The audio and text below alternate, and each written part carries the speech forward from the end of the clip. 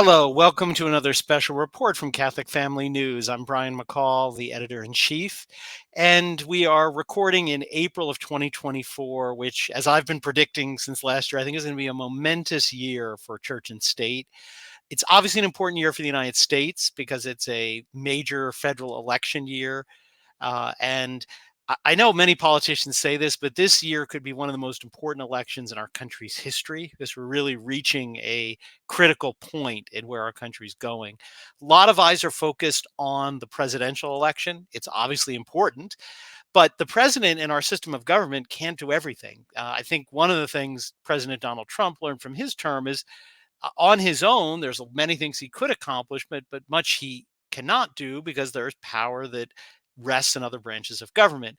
One of those is the Congress, and within the Congress, the U.S. Senate has significant power to advance or prevent the advancement of legislation. So, U.S. senators are really very, very significant players in the future of our country. And we're going to introduce a candidate for president, not for president, maybe someday, for U.S. Senate from the state of Washington, the Northwest Coast of the United States, from Washington, and learn a little bit about him. He came to our attention because he is running really as a Catholic candidate on a lot of principles consistent with Catholic political thought. So, welcome to Catholic Family News, Paul Giesick from Washington. Yes, it's very nice to be with you. And speaking of church and state, I love the series you and Chris do. That's one of my favorites. Oh, thank you. Well, I have a lot of fun. Working with Chris is a lot of fun. If our viewers are not familiar with that, it's a program that's over at the Fatima Center, their YouTube channel. Well, Paul, again, welcome. Why don't we just start with getting people to know you? Just briefly tell us a little bit about your background, who you are, and kind of what's brought you to this point in your life. Yeah, sure. I grew up in a big family in the Pacific Northwest. I was born and raised in Washington State. And I lived here my whole life, except for my military service. Briefly, right after I graduated from high school, I went and joined the Marine Corps did 4 years, and then I came back to the state of Washington to live here, where I continue to today. And I went to school after that, got a degree in operations management, and I was working all the while. And I did a lot of machining in the aerospace industry, and now I'm a production manager at a Seattle firm. And I really enjoy just the simple things of life. I've only actually been Catholic for a couple of years. My parents were both not really practicing Catholics, but so I was surrounded by Catholic literature and the material growing up, but I was never forced to go to mass or participate in any liturgy. But it really struck a chord with me every time that I would learn about the faith. And so I knew one day I was going to become Catholic, and luck has it that COVID hit, and that scared me into doing the full conversion. So, COVID was bad, but it's amazing. It's just such an example where God can bring just good things out of it, right? You can say, okay, you guys down there on earth, you really messed this up, but I'm going to take something really bad and use it for good. Because you're not the first person I've heard that's come to the church through the time of COVID. That's great. every time I tell my story, there's so many others that, yes, I'm just like every new convert. It seems like COVID was it, and I'm really excited about being a newer Catholic. Although I knew the fundamentals of the faith quite early, except for I mean, you can spend a lifetime on just a small portion of the faith and just not even scrape the surface. It's really wild. It's very cool. The history of the height of Christendom was really an eye opener. Early when I was younger, I always knew that I wasn't what we would consider within the Democratic Party of a political way of thinking. But I really always kept an open mind, and I never wanted to completely abandon any particular idea unless I had a really good grounding for it. And so I kind of went through a lifelong political journey. And I think a lot of people today are in the same camp as me, where we kind of like a little of each party, but probably lean more heavy towards one over the other.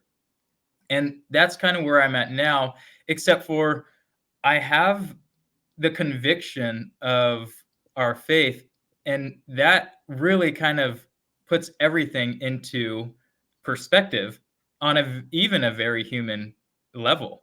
Our Lord said, "By the fruits you will know them," and so I reflect on what the government has done in the United States over the past 200 years, and I really see, well, back when our monetary system was backed by gold, this was the fruits of that. And now here we have fiat currency, and we have a whole lot of debt we have to take care of, and interest on top of that. And that has real material consequences. And so you can take and pick and choose all of these historical artifacts that you can draw conclusions from. But if things are going in the wrong direction, you really have to do something about it. I've always loved politics, and so I figured I'm going to give this a chance. So I decided to run for US Senate, and my campaign is as bare as it is. I just have a few volunteers working with me, and I'm doing a lot of the groundwork myself. We're really making a lot of momentum, and I'm having a lot of fun with it. And I think it's important to remember that we ourselves only have control over our own personal lives, but it's the way we interact with the world that can affect others. And just to remember to remain humble, that if you don't see any material change, that doesn't mean that you're not making a difference. So this is my small attempt at least trying to get others to maybe take a second glance at maybe the way they perceive reality and politics, and maybe reconsider or think in a different light about how they want to move the country forward. So I'm really grateful to even have I'm really grateful to even have the opportunity financially, and just where I'm at with my work life. So yeah, I'm really stoked.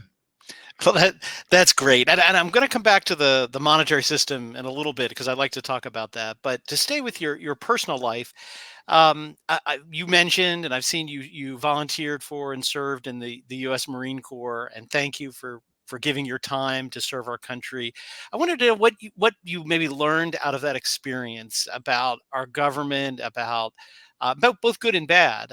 What do you think you gained from having served in our military that would help you supervise, in a sense, our military if you were to become a senator? Personally, I learned a lot about management, managing myself, my work ethic, and a crew. One thing more than, actually, we're staying on kind of the monetary system in a way, because it does uh, have to do with finances, but we would have quarterly budgets. I was in supply admin, and so I saw all of the goods coming in and out of the unit. And I personally was accountable for all of our combat readiness assets. So I would have to track all of those that would go out into our subordinate units, and then that would go out to auxiliary units as well. So that was my job. But since I was in the supply office and I was doing the admin for it, every quarter the financial officer would come in and ask our crew, "Hey, did you spend all of our unit's budget this month?" And we would always say no, because there's a lot of money, and we were actually part of a small unit. And so he would tell us to take a van up to Camp Pendleton and stuff as much stuff as you can, and just buy whatever it took to uh, use all of our budget, because if you don't use it, then you lose it. And so that was my biggest actual takeaway, is I thought the military is a flawless organization that could do no wrong, and form boys into men that had good, strong work ethics. But then you realize, well, yes, that is true, but there's the background noise that, if you're not paying attention, could really go unnoticed. But I learned, wow, how wasteful in this small unit that I'm a part of, if this is happening across the entire military, not just the branch, but the entire, the whole. I mean, there's a reason why the Pentagon can't pass audits, right? I think there are 6 audits that they've done, and not one they could pass because who knows where the money is going. But it did form me into a strong young man that I really do appreciate their formation when it comes to a human level, because it does teach you about respecting authority, which, you know, here's one thing that I actually learned as a Catholic is how much similarities there are between the faith and the military. You When know, you it's interesting you say that because historically in this country, although Catholics have gone through periods where we've been persecuted in this country, the military has always been a place a lot of Catholics have been found, and a lot of Catholics have been decorated throughout many of the wars in this country, disproportionately more than other religious groups. So I think it's interesting that you noted that there's a kind of similarity between Catholic principles of virtue and kind of what works in the military. That's interesting.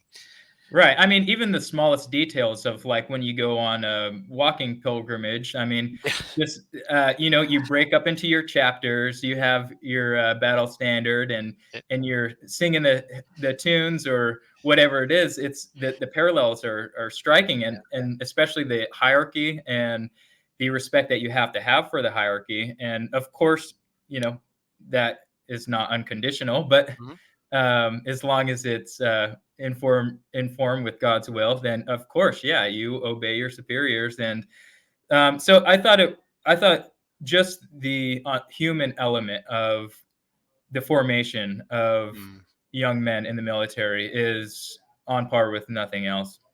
Great. Well, let's turn it to a couple specific issues. Obviously, big issue for Catholics and for many other Americans is abortion, and you actually are a Catholic candidate, unlike some other politicians who we won't really talk about. You are certainly opposed to abortion, so you actually are consistent with your faith. Again, unlike Joe Biden. Oh, sorry, somebody.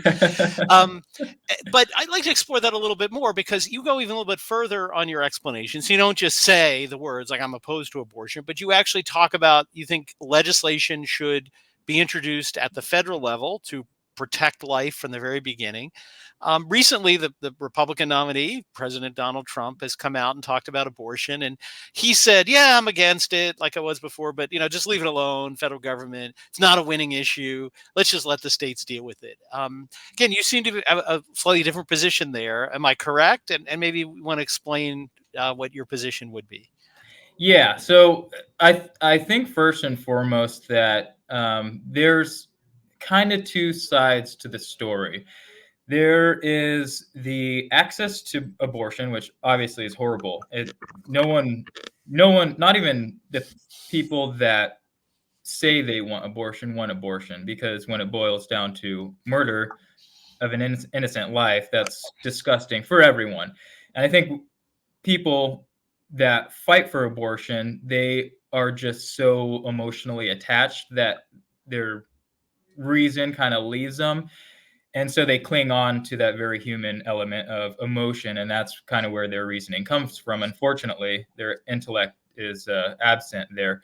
But no one wants to have abortions. And the reason why I kind of go past that, for one, obviously, if we have all these rights at the federal level, to give us the freedom of speech, the freedom of assembly, to not have troops quartered in your home.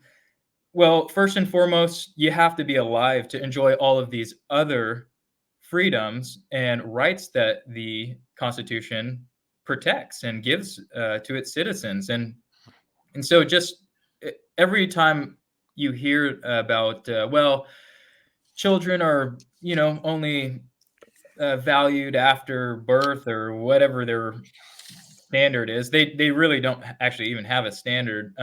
That is just creating the start of identifying which people should have full protection under the law and which don't, which is a really scary thing to start, because that's exactly how you get, you know, things that went on during World War II.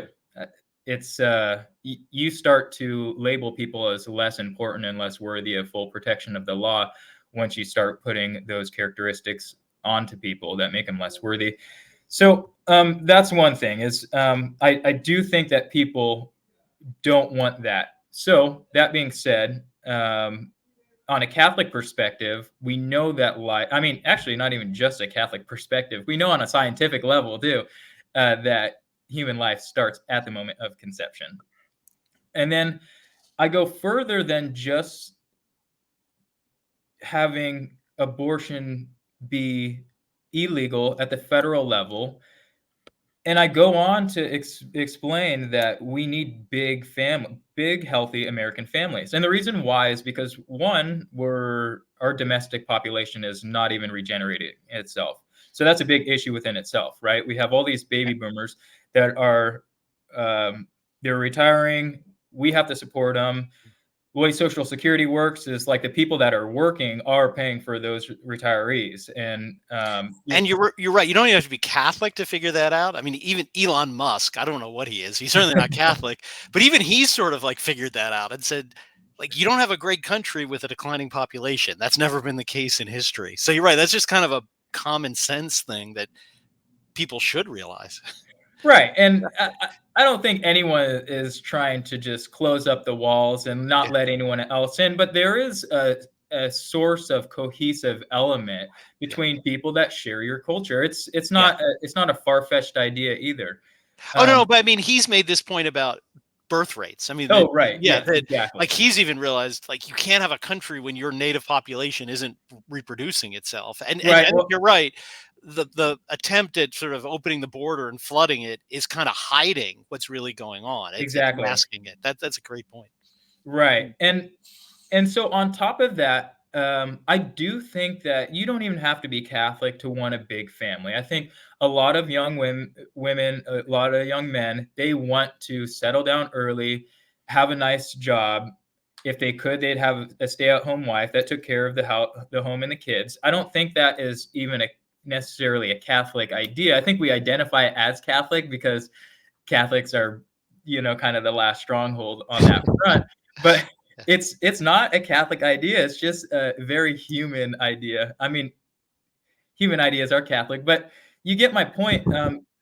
The reason why we're not seeing that anymore, I just saw like a meme on X, where it showed the 1950s and a couple with a whole bunch of kids, and it incrementally goes down to present day where it's just you and not your wife but your girlfriend and a cat minus all the kids, and then it says room for rent because we just need to afford to live for basic Yeah. necessities.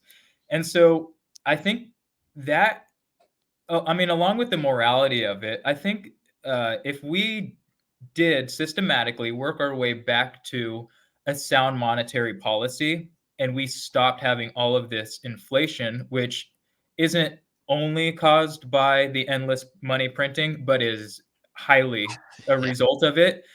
Um, I think that people would enjoy the freedoms of having large Mhm. families. They would enjoy the freedoms of having a single income household, and they would take advantage of it. And it's a very sad thing that we got this far. And I think the economic pressure on families is getting to the point where they are waking up and they're noticing these things.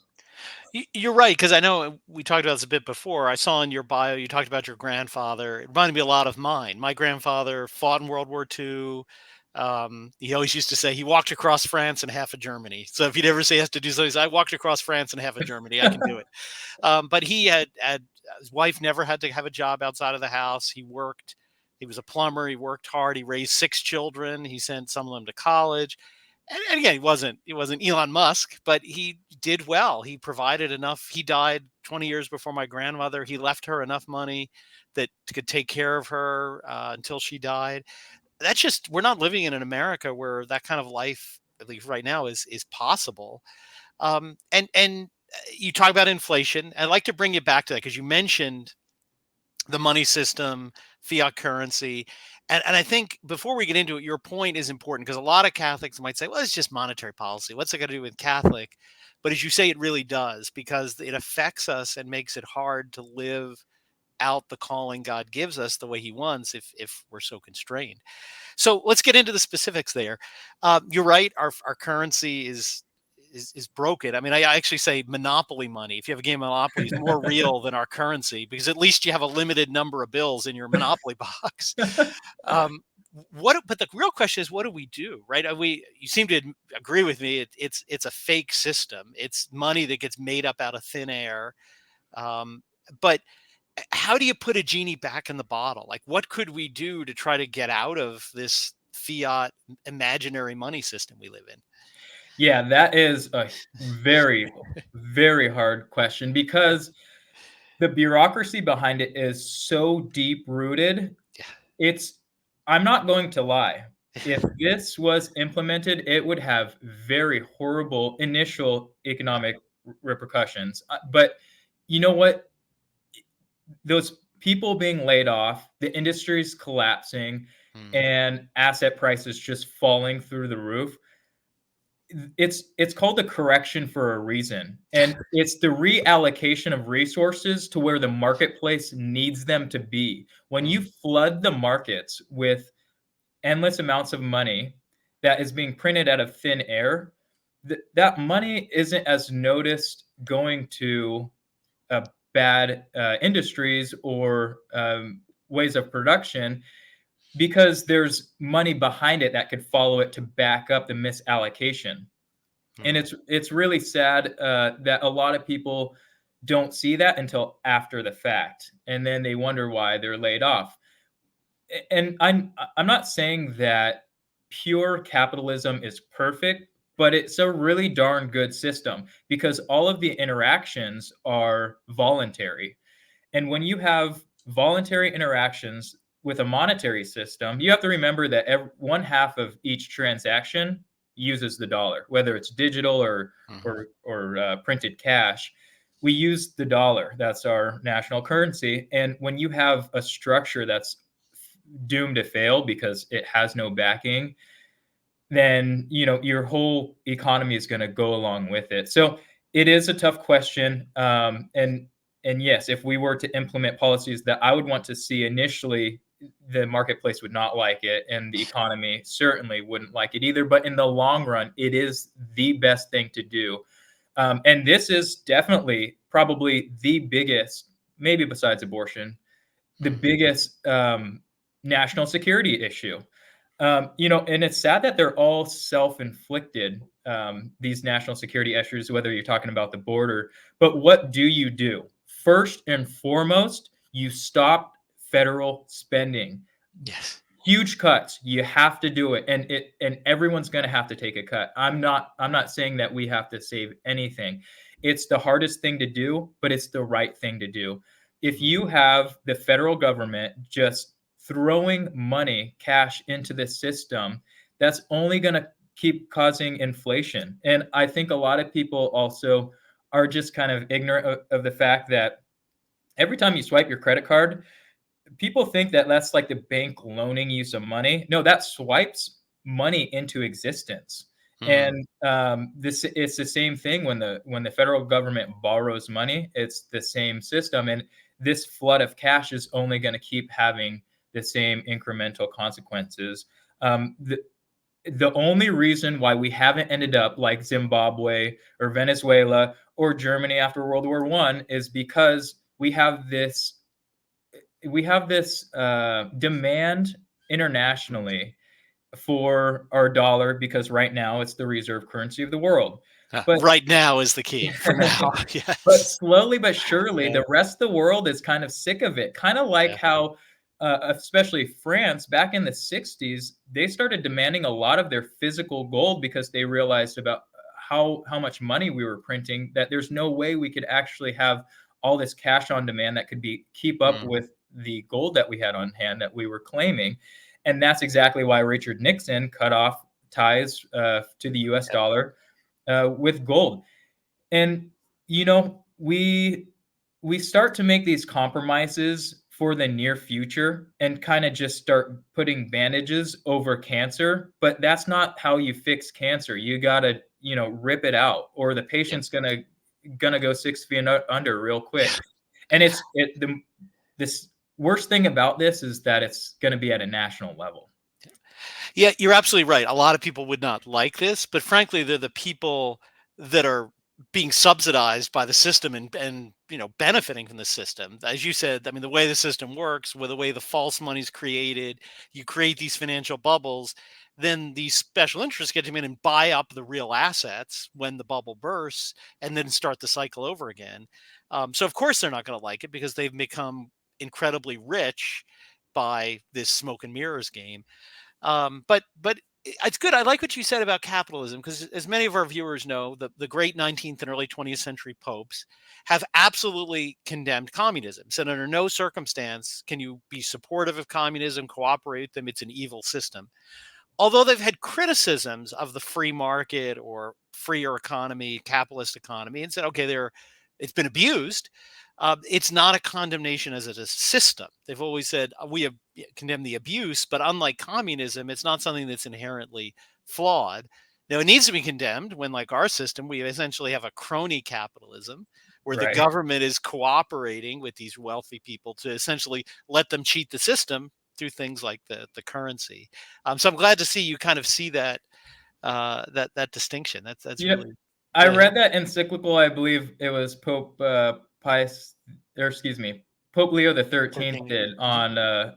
on labor and capitalism, Yes. and I love the fact that he says, it's the responsibility of a worker to give all he can to his Mm. employee, but it's also the job of the employee to take care of the employer to Employer. take care of his employees. And Yes. it's so true, and it goes both ways. And if you had more of kind of like a cohesive monetary system that actually worked to benefit the lower class, they would already have the advantage Mm. over their employer. And so it kind of goes hand in hand back to Mm. having sound monetary policy. But absolutely, I'm not saying that the free market is by all means perfect, but I'm saying voluntary interactions is a Yes. lot better than communism Yes. by a long shot. Yes.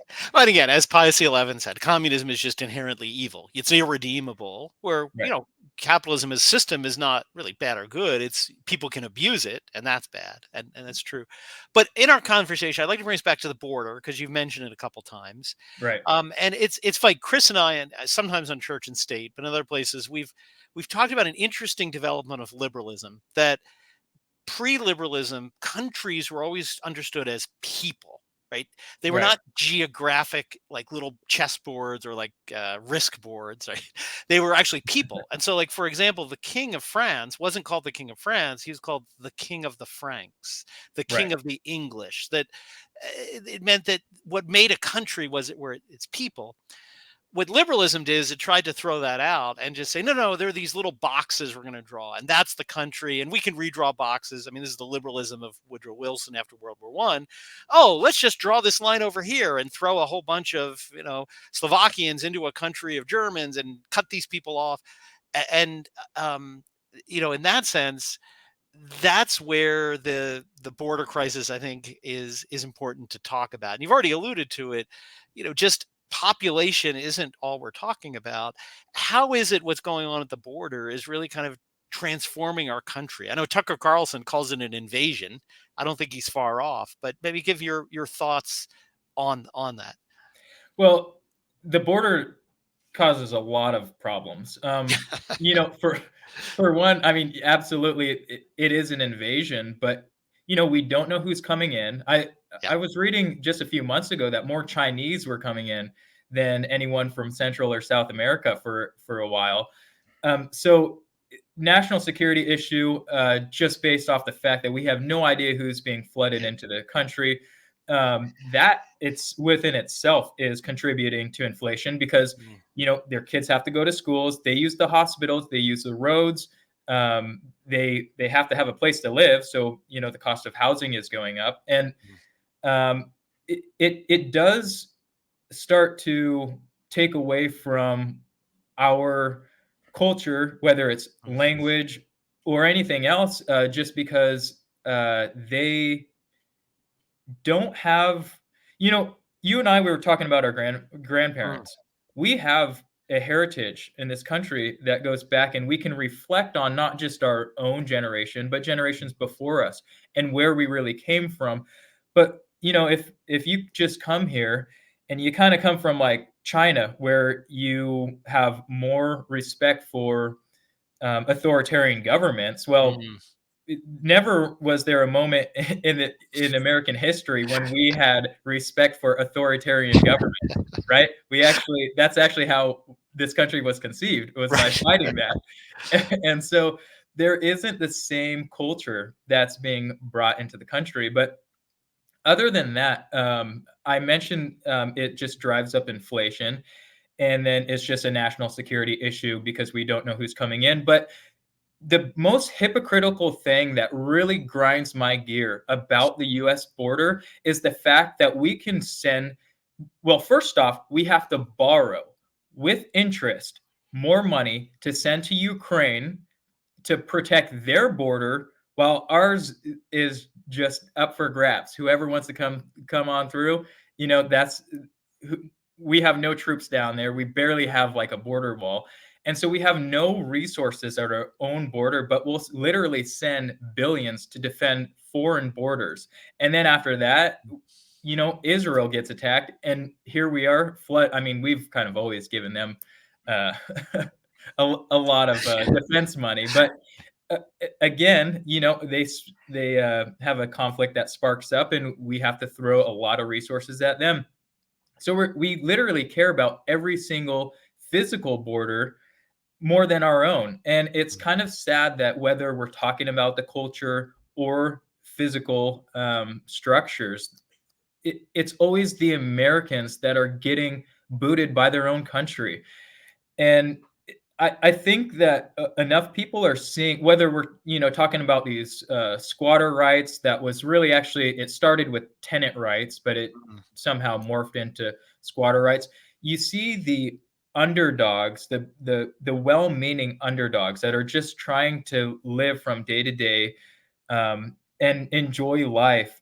We're always getting the boot, and I think there's enough Americans right now that we don't necessarily all agree on the issues, right? Maybe you have a lot of friends or a big community that are illegals, and they came across the border, from China and or from South America, and maybe that's not your issue, but maybe you really hate just the fact that your kids, they half of their lessons at school are in Spanish or something. I don't know. We don't necessarily all have the same thing that pinches our nerve, but Mm-hmm. we're all at a breaking point for different things right now. And I think there's a huge turning point in society right now. And I think the responsibility lies with Catholics more than anyone else. The reason why is because Our Lady promised us that her Immaculate Heart will triumph. We know this. Joe Biden is never going to say that, but we know this. So what do? We're responsible to lay out the red carpet for her, and that's what I'm trying to do, and I hope other Catholics do as well, is that we can kind of get our message out there, whether it's in politics or any other area of life. But we really need to start laying the groundwork, roll out that red carpet. So when we have the triumph of the Immaculate Heart, those seeds will be planted, because heaven does demand that we do our part. We shouldn't sit idle and keep our religion and our beliefs to ourselves. We need to proclaim the glory of God. And we really need to stop separating everything we do in life, especially when it comes to politics. You shouldn't just leave your religion at the door, and go on with your life. No, you take it everywhere with you. And I think that we can do a better job doing that. And I'm personally guilty myself for doing that sometimes, but I think we can all try better. And I think us just knowing, one, we have great popes, great saints that we can look back to have examples on how to lead our lives, not just Mm-hmm. personally, but as societies. right? We don't just live by ourselves, but we live among a nation of people, and we have the best resources. So I think Catholics really need to lead the charge on on almost every aspect of our society, but especially in politics, just because of how critical it is now.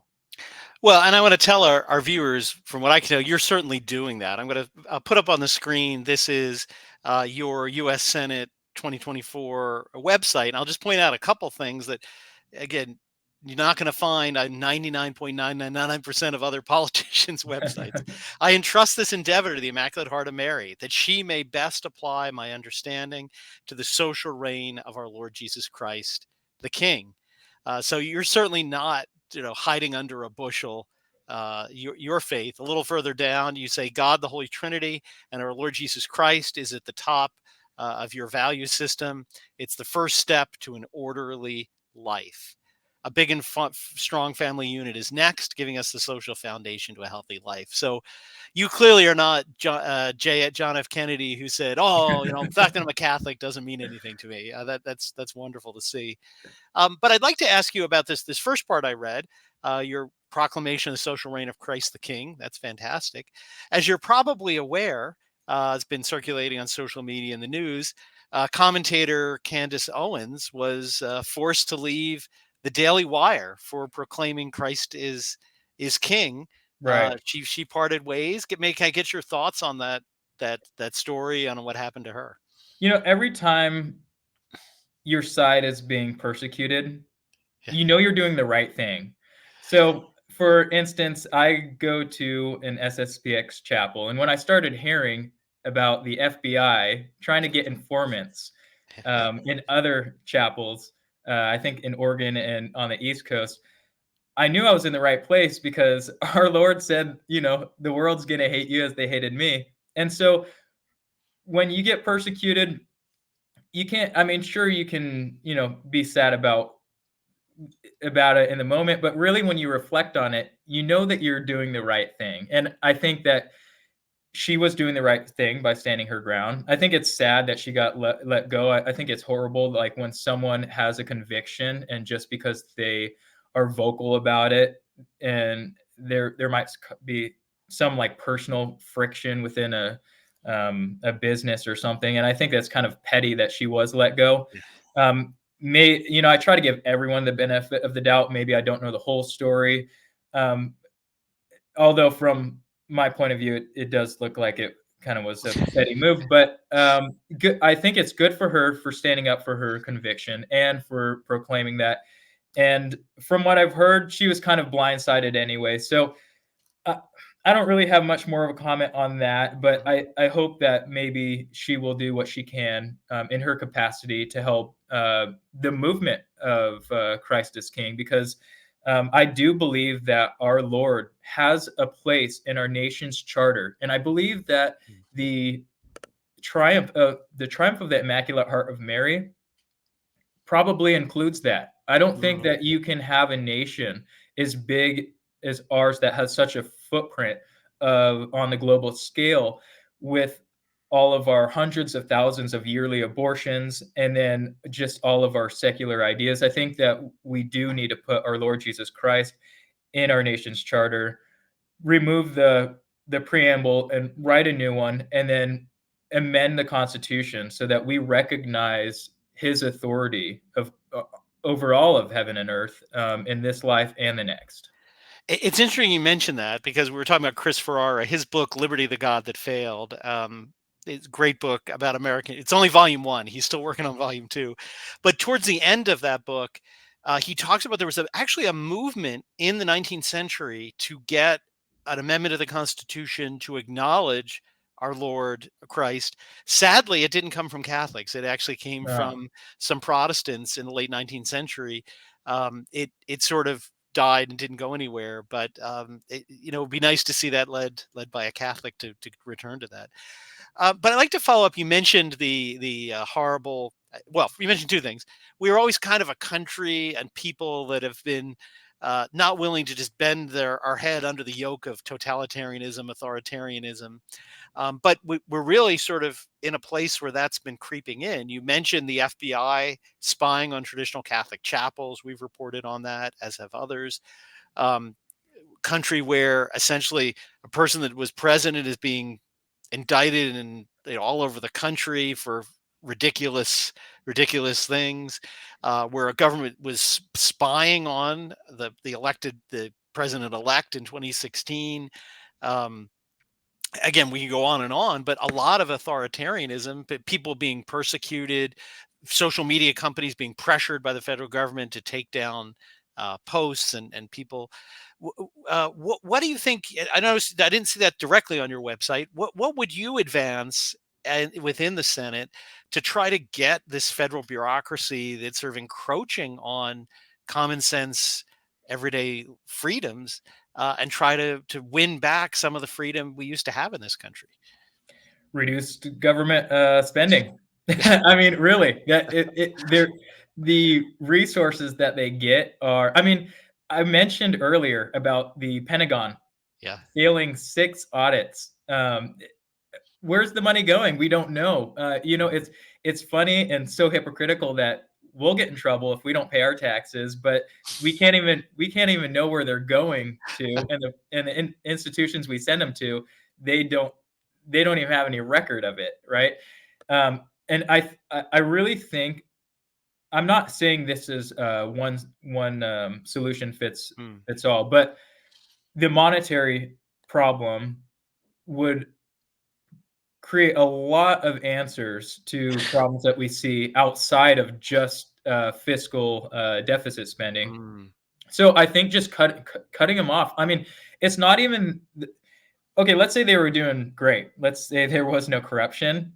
We still have a problem with spending. I mean, when you add literally trillions of dollars in deficits every single year, that's pretty darn scary. We have, I think we added almost 2 last year. It was like $1.8 trillion. We're projected every 100 days Yeah. to add a trillion. I think the payments on our national interest for the Mm. debt will exceed military spending, I think, next year. Yeah. So we get these big bureaucracies and this authoritarian spirit coming from the establishment because they're being fed this money that right now has value. Soon Mm. it won't, but if we cut them off, which we have to, whether they're doing a good job or not, we just literally can't afford it. I think that would stop in their tracks pretty darn quick. I mean, you're right. The irony of it is we're essentially paying these people to spy on us and censor us. That's what we're doing. Right? Yeah, You think about it exactly. that way. But you're right. I mean, you can get into whole philosophical, political, but you cut off the money. I mean, there was a bunch of people in the FBI who had nothing else to do but research traditional Catholic chapels and go out and interview choirs. If they didn't have the money to pay those people, they would actually go get a real job and do something useful. Right. Well, it's Yeah. funny that, we always have a boogeyman. The Right. United States is always afraid of Iran or like North Korea when our military budget like exceeds their GDP by tenfold. Yeah. And so the reason why we even can fake that we have monsters that we need to fight throughout the world is because we throw so much money at our own military that we don't even use it wisely. I Mm. mean, if the tighter of a budget that you have, the more responsible you will be with that budget. And I Mm. think that's why you saw, I haven't seen the movie, but I heard Mother Cabrini. She did all these Yeah. great things, with very limited resources, very limited. But Yeah. look at all the things that she did, and then you have every single year more money being thrown at military or at the schools. It doesn't matter if it's healthcare or education; they're all like crumbling. All these structures. I mean, the educational standards are always plummeting. They're never increasing. Mm. It seems like more people are being diagnosed with cancer, even though we're throwing more money into our healthcare system. So it's not what money you have, but it's how you use the money that you have. And I think that you could solve a lot of problems if you just cut off the spending, and that'll shore things up real quick. Great. Well, thank you. We covered a lot of ground. It was really good getting to know you. Why don't we just try to wrap it up? I'll kind of give you an open-ended question. Anything we didn't talk about you'd like to, and kind of if you're people out there in Washington, sadly, I can't vote for you yet because I'm not in Washington. But people out there, give them kind of why should they vote for you? If they're coming down to it? Why should they pick you over one of the other candidates? Yeah, I think a lot of other candidates, they either like run a big business or they already have a political background. And I think that we need to recognize that, the best person you could probably vote for is a common average American hardworking citizen. And that just happens to be me because, I'm blue collar. There's nothing special about me. I'm not saying I have all the answers, but I understand the problems and I know what the solutions are. And every other politician will say we need more government or we need more money here or more money there. And I know that's not the answer because I think it was Einstein that said when you do the same thing and you expect a different result, that's the definition of it, insanity. Yes.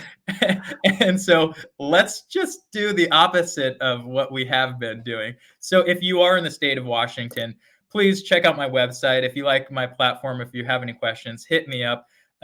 If you want, I would really encourage everyone across the entire nation, go to my website. I have a prayer page there, so you could actually say that you'll do a prayer for my intentions that I have on the website, and that would be extremely helpful. I think prayers are more of a material help than anything else, but also if you can, uh, fiscal donations do help as well. So I would really appreciate that. Great. So if you're like I am and can't vote for Paul, I certainly say from what I've learned today, if I live there, I'd be voting for you. But Thank you. if you can't, you can certainly go here. And again, this is not something you're going to see on many politicians' page, right? You can commit to pray an Our Father, a 9-day novena, a rosary, or a 54-day novena. Hey, maybe you could even add somebody have a mass said for you. That might Oh, be a good oh idea. yeah, Yeah, I just looking at that, thought of that. absolutely, yeah. But certainly you don't have to be in Washington to be willing to do that and support his effort. It's easy to complain about how bad things are, how the liberals there and there, but you're getting up and actually doing something about it, not complaining, putting yourself out there, and that's wonderful of you to do. So we commend you for that, and thank you for taking the time to come and visit with us and get us know. And one last request for you. Yeah, Promise me if you do become a U.S. Senator, you'll come back and let Catholic Family News interview you as a senator. absolutely, without a doubt. It would be my pleasure. Great. Well, I appreciate it. Thank you for joining us, Paul. And thank you, viewers, for joining. Again, please, if you've enjoyed this, help get the word out, not just about us, but about Paul and his campaign for Christ the King. Forward this video, like and subscribe it, comment. That'll help get the video or audio podcast to other people. And do consider a subscription to our monthly Catholic Family News, as well as our various book publishing partners where you can purchase Liberty of the God That Failed, for example, we mentioned, and help Catholic Family News. So thank you, everyone. Continue to enjoy Easter joy and blessings.